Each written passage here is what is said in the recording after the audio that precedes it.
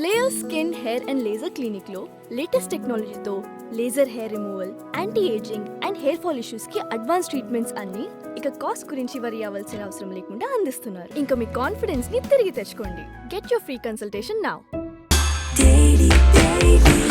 Taste the Daily. 700 కోట్లు కొట్టేసి bail కోసం వచ్చావా? రాజ్ కేసిరెడ్డిపై సుప్రీంకోర్టు సంచలన వ్యాఖ్యలు. ఈ వీడియో చాలా ముఖ్యమైనది, అలాగే కొంచెం లెందీగా ఉంటుంది, బట్ ఇంట్రెస్టింగ్గా ఉంటుంది. సో దయచేసి ఎక్కడ స్కిప్ చేయకుండా చూడండి. ఇక వివరాల్లోకి వెళ్ళినట్లయితే మద్యం కుంభకోణం, ఆంధ్రప్రదేశ్ను కుదుపేసిన కుంభకోణం ఇది. దీనికి సంబంధించి వైసీపీ వాళ్ళు పదే అసలు ఏమీ కుంభకోణం లేదు, ఏమీ లేదని చెప్పేసి అన్నారు. దీనిపైన మనం చాలా వీడియోల్లో కూడా చర్చించుకున్నాం. అయితే తాజాగా ఈ కేసుకు సంబంధించిన దాంట్లో A1గా ఉన్న రాజ్ కేసిరెడ్డి, ఆయనే కింగ్ పిన్ అని చెప్పేసి విజయసాయిరెడ్డి అప్పట్లో చెప్పిన తర్వాత ఈ కుంభకోణం అంతా కదిలింది కదా. సో దీనికి సంబంధించి ఆయన కొంతకాలంగా జైల్లోనే ఉన్నారు, 9 నెలలు 10 నెలల్లో. సో సుప్రీంకోర్టుకి ఆయన బెయిల్ కోసం వెళ్ళాడు. సో అసలు ఏం జరిగింది అని ఇంతవరకు నాకు తెలిసి కోర్టు చరిత్రలో ఇటువంటి కామెంట్స్ ఎప్పుడు వినలా. సరే, అసలు ఏం జరిగిందో మీకు తెలియజేస్తా. ఈ మద్యం కుంభకోణం కేసులో రాజ్ కేసిరెడ్డి బెయిల్ ప్రయత్నాలు సుప్రీంకోర్టులో ఫలించలా. తనకు బెయిల్ నిరాకరిస్తూ హైకోర్టు జనవరి 29న తీర్పిచ్చింది. సో దాన్ని సవాల్ చేసుకుంటూ ఈయన సుప్రీంకోర్టుకు వెళ్ళారు.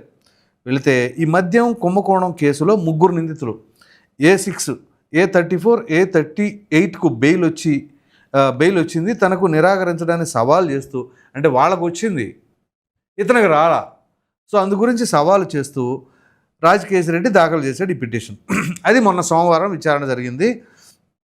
సో కోర్టు ఏం చెప్పిందంటే, ఈ కేసులో రాజ్ కేసిరెడ్డి ప్రధాన కుట్రదారు, అంటే మీరే కుట్రదారుడు, మద్యం పాలసీ రూపకర్త, అనుకూలమైన బ్రాండ్లను ప్రోత్సహించి ప్రతి నెల 50 నుంచి 60 కోట్ల ముడుపులు వసూలు చేసినట్లు దర్యాప్తు తర్వాత మీపై ఖచ్చితమైన ఆరోపణలు వచ్చాయి. సో అందువల్ల ప్రస్తుత పరిస్థితుల్లో మేము జోక్యం చేసుకోం. కొందరు ముఖ్యమైన సాక్షుల విచారణ తర్వాత వెలుగులోకి వచ్చిన అంశాలు మీ మీద ఉన్న నేరారోపణలతో ముడిపడి ఉన్నాయని చెప్పేసి జస్టిస్ అన్నారండి. ఇక్కడ చాలా అంశాలు ఉన్నాయండి. ఈయనకు అసలు ఏ కారణంతో బెయిల్ నిరాకరించారు, ఇది సుప్రీంకోర్టు చాలా తీవ్రమైన వ్యాఖ్యలు చేసింది. ఏంటంటే, పిటిషనర్ తరపున, అంటే రాజ్ కేసిరెడ్డి తరపున న్యాయవాది నాగముత్తు వాదనలు వినిపిస్తూ, ఇందులో పిటిషనర్కు ప్రస్తుతం పరారీలో ఉన్న A7 ముప్పిడి అవినాష్ రెడ్డితో సన్నిహిత సంబంధాలు ఉన్నాయన్న ఒకే ఒక్క కారణంతో హైకోర్టు బెయిల్ తిరస్కరించింది. అంటే A7తో, అంటే ముప్పిడి అవినాష్ రెడ్డితో రాజ్ కేసిరెడ్డికి సంబంధాలు ఉన్నాయి కాబట్టే ఈయన బెయిల్ తిరస్కరణకు గురైందని చెప్పేసి రాజ్ కేసిరెడ్డి తరపున న్యాయవాది వాదించడం జరిగింది. సో ఆ ఒక్క కారణం, పరారీలో ఉన్న అతను ముందస్తు బెయిల్ కోసం దరఖాస్తు చేసుకుంటే, ఎవరు, ముప్పిడి అవినాష్ రెడ్డి, అతను పరారీలో ఉన్నాడు. ముందస్తు బెయిల్ కోసం అప్లై చేసుకుంటే అది కోర్టు కొట్టేసిందట. పిటిషనర్ దీర్ఘకాలంగా నిర్బంధంలో ఉన్నందున బెయిల్ మంజూరు చేయండి అని కోరారు. సో పిటిషనర్, అంటే రాజ్ కేసిరెడ్డి దీర్ఘకాలంగా జైల్లోనే ఉన్నారు కదా, అందుకని చెప్పేసి బెయిల్ మంజూరు చేయండి అని ఆయన అడిగితే, దానికి CJI, chief justice of India ఏమన్నారో తెలుసా? ఆరోపణల ప్రకారం మీరు ఎంత సొమ్ము చేసుకున్నారని ప్రశ్నించారు. ఎవరిని? ఆ న్యాయవాదిని. మీరు ఎంత సొమ్ము చేసుకున్నారు, ఆరోపణలు మీ మీద ఎంతవరకు ఉన్నాయంటే 732 కోట్లని ఆ న్యాయవాది చెప్పాడు. సో జస్టిస్ ఇమీడియట్గా జోక్యం చేసుకుంటూ, 700 కోట్లకు రాజ్ కేసిరెడ్డి లోపల ఉన్నది 9 నెలలే కదా, 700 కోట్లు కొట్టేస్తే 9 నెలలే కదా మీరుంది లోపల అని వ్యాఖ్యానించారు. ఎందుకంటే అక్కడ ఢిల్లీ లిక్కర్ స్కామ్కి సంబంధించి సీఎం, డిప్యూటీ సీఎం ఇద్దరు, అసలు మొత్తం మీద వాల్యూమ్ అక్కడ జరిగిందంతా 100 కోట్లు, కానీ అక్కడ కుంభకోణం జరిగింది 27 కోట్లని. దానికి సంబంధించే వీళ్ళు 1.5 ఏడాది పైగా తిహార్ జైల్లో ఉన్నట్టున్నారు. సో అటువంటిది ఇక్కడ మీరు 9 నెలలే కదా అని చెప్పేసి వ్యాఖ్యానించడం. పైగా రాజ్ కేసిరెడ్డి చిన్న స్థాయి వ్యక్తి కాదు, అధికారంలో ఉన్నప్పుడు అత్యంత ముఖ్యమైన స్థానంలో ఉన్నారు, భారీ మొత్తంలో లంచాలు తీసుకున్నట్లు దర్యాప్తు తర్వాత మీపై ఖచ్చితమైన ఆరోపణలు ఉన్నాయని పేర్కొన్నారు.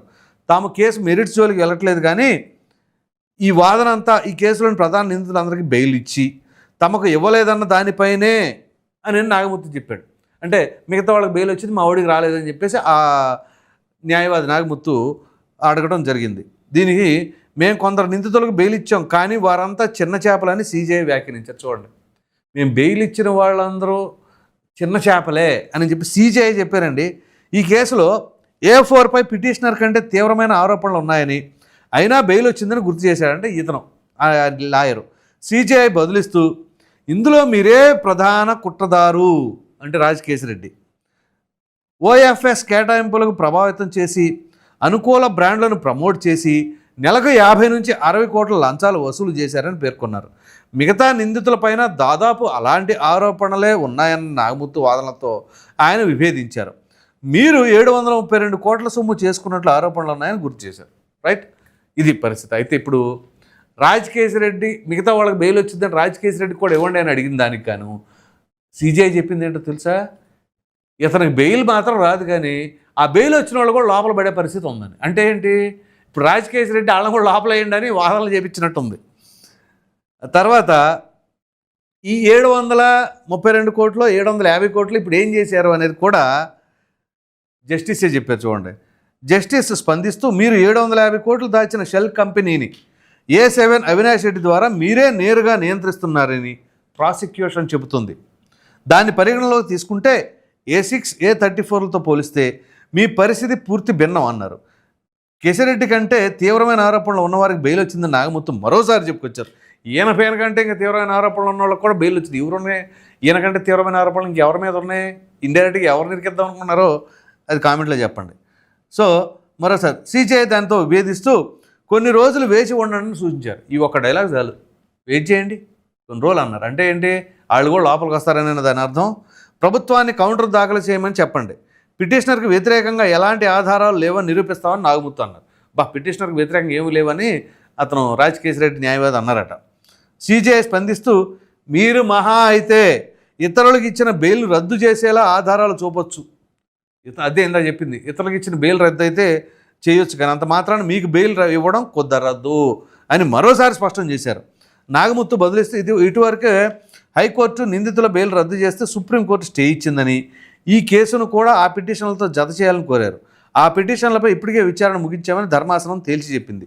వారికి ఇచ్చిన డిఫాల్ట్ బెయిల్ను రద్దు చేస్తూ తిరిగి కింది కోర్టుకు వెళ్లాలని చెప్పామని, అంతవరకు వారికి మధ్యంతర బెయిల్ మాత్రమే పొడిగించామని జస్టిస్ గుర్తు చేశారు. సో వాళ్ళకి మధ్యంతర బెయిల్ మాత్రం ఇచ్చామని, ఈ పిటిషన్లో మెరిట్స్పై వాదనలు వినిపించడం తనకు కొంత సమయం కావాలని, అందువల్ల శుక్రవారానికి వాయిదా వేయాలని నాగముత్తు కోరారు. సోమవారం నుంచి శుక్రవారాల మధ్య తేడా ఏముంటుంది, వాదించాలనుకుంటే ఇప్పుడే వాదించండి సిజేఐ సూచించారు.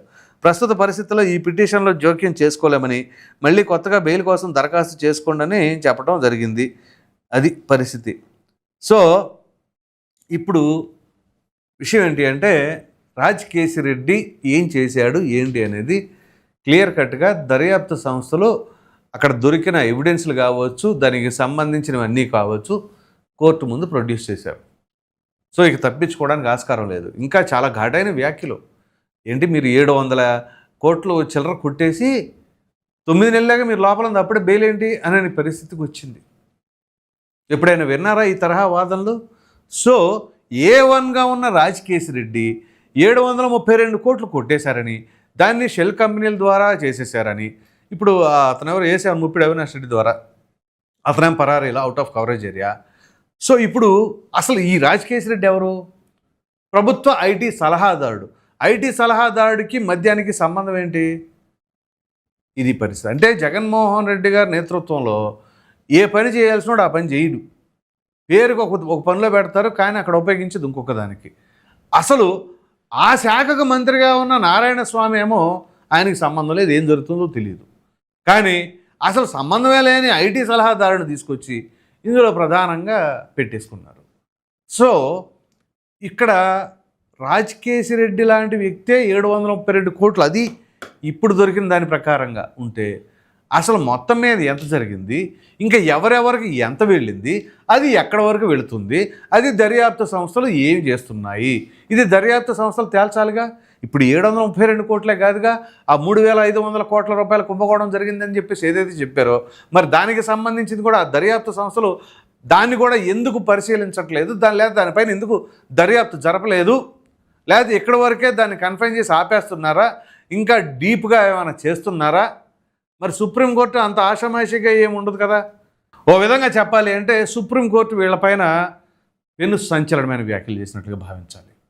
ఎందుకంటే సాధారణంగా అనేక రకాలైన ఆర్థిక నేరాలు వాటికి సంబంధించినవన్నీ కూడా కేసులు వింటూనే ఉంటారు. కానీ ఇంత దారుణాతి దారుణంగా మీకు మాత్రం బెయిల్ రావడం కుదరదు, మీరు ముందు 9 నెలలేగా అని అంటున్నారు అని అంటే వీళ్ళకి సంబంధించిన ఎవిడెన్స్లు అన్నీ కూడా పక్కాగా ఉన్నాయండి. సో ఈ సందర్భంలో అసలు మద్యం కుంభకోణం జరిగిందంటారా జరగలేదంటారా? ఒకవేళ జరగలేదని ఇంకా వాదించే వాళ్ళు ఉంటే సుప్రీంకోర్టు చెప్పిన దానికి సమాధానం చెప్పండి. అంత దిల్లు ఉంటుందా ఎవరికైనా? సుప్రీంకోర్టు చెప్పింది కాదనే కెపాసిటీ ఎవరికైనా ఉంటుందా? ఇక ఎవరైనా అన్నారు అని అంటే వాళ్ళకి ల్యాక్ ఆఫ్ నాలెడ్జ్, అంటే వాళ్ళకి అంత జ్ఞానం లేకుండా ఉండి దానిపైన అవగాహన లేకపోతే చెప్పాల్సిందే తప్ప అవగాహన ఉన్నవాళ్ళ నాలెడ్జ్ ఉన్నవాళ్ళు ఏ ఒక్కరు కూడా మాట్లాడడానికి కూడా సాహసించరు. సో సుప్రీంకోర్టు అటువంటి వ్యాఖ్యలు చేసింది ఇక్కడ. సో ఈ మద్యం కుంభకోణం జరిగిందనేది 100కు 1000% వాస్తవం. ఇక దీనిలో ఎవరెవరు ఉన్నారు, ఎంతవరకు ఉన్నారు, వాళ్ళందరూ వస్తారో రారో తెలియదు, కానీ కుంభకోణం అయితే జరిగింది. సో ఈ నేపథ్యంలో విచారణ కొంచెం లేట్ అవ్వచ్చు, కానీ సుప్రీంకోర్టు ఒక స్టాంప్ వేసేసింది, ఖచ్చితంగా మీకైతే బెయిల్ రాదు అన్నట్లుగా. మరి దాని తర్వాత వాదోపాదనలు మరలా విచారణలు ఉన్నాయి కాబట్టి బెయిల్ రాదు అని అంటే ప్రస్తుతం రాదు అన్నట్లుగా అర్థం చేసుకోవాలి. దాని తర్వాత ఆ కంటిన్యూషన్లో భాగంగా ఎంత దూరం వెళ్తుంది, ఎవరెవరి ప్రమేయం ఉంటుంది, అసలు రాజకేశిరెడ్డి అసలు రాజకేశిరెడ్డి అనే వ్యక్తి ఎవరికైనా తెలుసా? మొన్న ఈ లిక్కర్ కుంభకోణం బయటకు వచ్చేంత వరకు ఒక్కరికైనా తెలుసా? తెలియదు. దీనికి గల కారణం ఏంటి? అప్పటిదాకా అతను అసలు ప్రజా జీవితానికి సంబంధం లేదు. జగన్మోహన్ రెడ్డి ముఖ్యమంత్రి అవ్వగానే ఈ ఎక్కడెక్కడో ఎప్పుడైనా పేర్లన్నీ కూడా తీసుకొచ్చి ఆడ పెట్టేసుకున్నాడు. వీళ్ళందరూ ఏంటి అంటే ఇది ఒక్కొక్కడికి ఒక్కొక్కటి వాటాలు వేసారు, మీరు ఇది తీసుకోండి, మీరు ఇది తీసుకోండి, మీరు ఇది తీసుకోండి అని.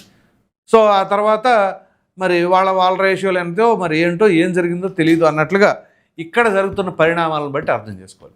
సో ఈ రాజకేశిరెడ్డి ఐటీ సలహాదారుడు ఏంటి, మద్యం స్కామ్కి సంబంధించిన దాంట్లో ఉండటం ఏంటి, పైగా ఈ మీటింగ్లు వాళ్ళ ఇంట్లో వీళ్ళ ఇంట్లో హోటల్లో పెట్టుకోవడం ఏంటి, వాటిల్లో ఈయన ప్రమేయం ఏంటి, ఇలా ఇవన్నీ కూడా ఒకదాని తర్వాత ఒకటి తెరపైకి రావటం ఇవాళ ఓ విధంగా చెప్పాలి అంటే జగన్మోహన్ రెడ్డి గారికి తీవ్రమైన ఇబ్బందులు ఎదురు కాబోతున్నాయా?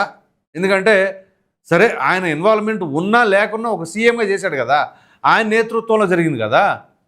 సో ఆయన నేతృత్వంలో ఆయనకి తెలియకుండా ఏమైనా అవినీతులు జరిగినా అప్పుడు ఆయనదే బాధ్యత అవుతుందిగా. ఏమో నాకు తెలియదు వాళ్ళు చేశారంటే మరి సీఎంగా ఉన్నది మీరు కదా అనే తరహా వాదనలు కూడా వస్తాయి.